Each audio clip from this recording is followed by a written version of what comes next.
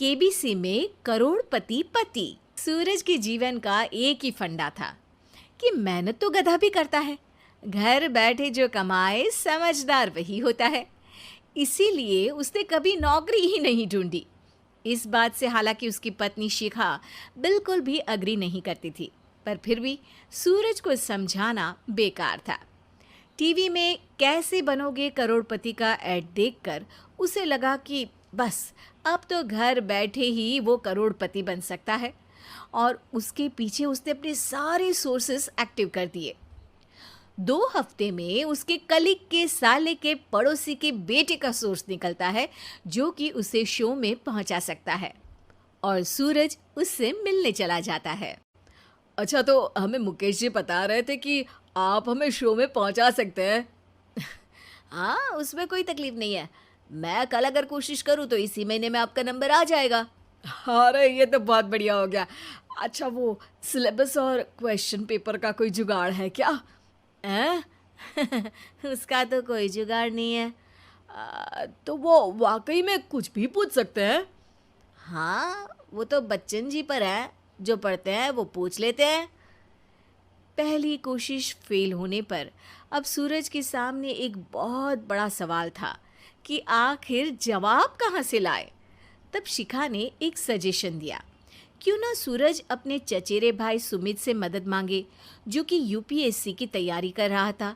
हालांकि इतनी मेहनत करना सूरज को समझ में नहीं आता था, पर कोई और रास्ता ना मिलने पर वो आखिर सुमित से बात करता है। अरे सुमित, हमारा कैसे बनोगे करोड़पति के लिए सिलेक्शन होने वाला है। तुम हमें थोड़े चिट बनाने में मदद करोगे क्या? अरे भैया, चिट बनाए तो सालों हो गए, उसमें हमारा एक्सपर्टीज नहीं है, बल्कि आप बोलो तो हम आपकी पढ़ने में ज़रूर मदद कर सकते हैं। हट, कैसी अनाप शराब बातें कर रहा है तू। सूरज ने सुमित को मना तो कर दिया था, पर तैयारी करने के सिवाय कोई चारा उसे दिख भी नहीं रहा था, खासकर जब 12 के पेपर लीक करने के एक्सपर्ट शुक्ला जो भी हाथ जोड़ लेते हैं। आखिर सूरज को सुमित के पास जाना ही पड़ा, और उसने सुमित और शिखा से वादा किया कि वो बहुत मेहनत करेगा। 1 महीने की तैयारी के बाद फाइनल हुआ कि शो से 1 हफ्ते पहले एक ट्रायल खेला जाएगा, जहां पर सारे रिश्तेदार ऑडियंस की जगह पर होंगे और शिखा सवाल पूछेगी। दूर दराज से भी रिश्तेदार आकर हाजिर हो गए देखने कि आखिर कैसे बनेगा सुमित करोड़पति। सब कुछ सेट था, और इतने में सूरज आकर अपना स्पीच देता है। ये 1 महीना मेरे लिए आसान नहीं था, पर अपने भाई सुमित और अपनी पत्नी शिखा की मदद से मैं इतनी दूर पहुंच पाया हूँ। मेरे मम्मी पापा के आशीर्वाद ने भी बहुत साथ दिया है मेरा। मैं उम्मीद करता हूँ कि आज के शो में आप लोगों को बहुत मज़ा आएगा। साक्षी पहला सवाल पूछती है और पूरे कमरे में सन्नाटा छा जाता है। इंडिया में कितने स्टेट्स हैं? 3, सॉलिड, लिक्विड और गैस। अरे रुकिए, तो ऑप्शंस तो देने दीजिए। इतने में 5वीं कक्षा का चिंटू बोल उठता है। अरे क्या मामा, आप तो पहले सवाल पर ही आउट हो गए। अरे बेटा, पहला सवाल तो ट्रायल होता है ना। अरे तुम अब देखना।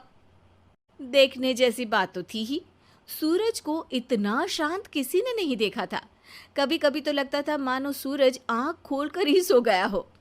मामा जल्दी करो प्लीज, कल सुबह पनवेल भी तो निकलना है। अरे हट, कंसंट्रेट करने दे मुझे। 3 सवाल में 3 लाइफलाइन खत्म हो चुकी थी, और अब चौथे सवाल पर भी सूरज का मौन नहीं टूटा। पर सूरज अभी भी हार मानने को तैयार नहीं था। उधर हर कोई सूरज को छोड़ सुमित को देख रहे थे। आखिर सुमित ने ही तो पढ़ाया था सूरज को। गजब बेइज्जती है यार। अरे बेटा, तो बाप का, दादा का, भाई का, सबका नाम बुड़वाएगा।